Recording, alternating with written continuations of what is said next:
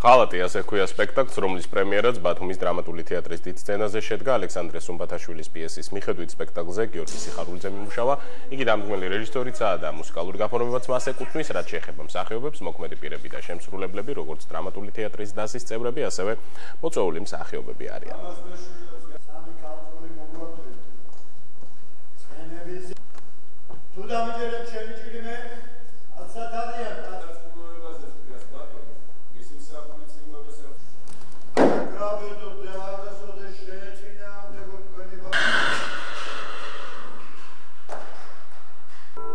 ადრე თუ ხმლით გვებრძოდნენ, ეხლა კეთილი სიტყვით გვებრძიან, გვაქებენ, გვადიდებენ და ასე სამარეს გვითხრიან. ეხლა ის ჩემი გმირი მაგალითად ამის პირდაპირი მაგალითია.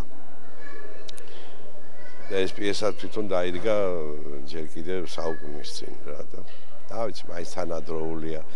მივანგრიეთ ის საუბარი რაღაცები თვითონ გაგვეთანამედროვებინა, რაღაცა გვერქვა მაინც ისე აღარ საუბრობს არავინ, როგორც კი ესე წამოვთ, რაღაც პათეტიკაში გადავდივართ და რამე და ვიცი, ბევრი ვეცადეთ მაყურებელმა რაღაც მიიღო ნორმალურად. პირველ რიგში მადლობას ვეუბნები ბატონ ნუკრი ქანთარიას. რო არა ბატონ ნუკრი, მე არ დავდგავდი ამ მასალას. ბატონმა ნუკრი მითხრა, რომ იქნებ გიორგი, მოდი ამ მასალაზე ვიმუშაო და ჩვენ აი ამ ფორმით, ამ გამოსახულობითი საშუალებებით, ამ ლექსიკით, ამ თეატრალური ენით დაველაპარაკეთ დღეს მაყურებელს და მაყურებელმა ესეთი რეაქცია დაგვიბრუნა ჩვენ.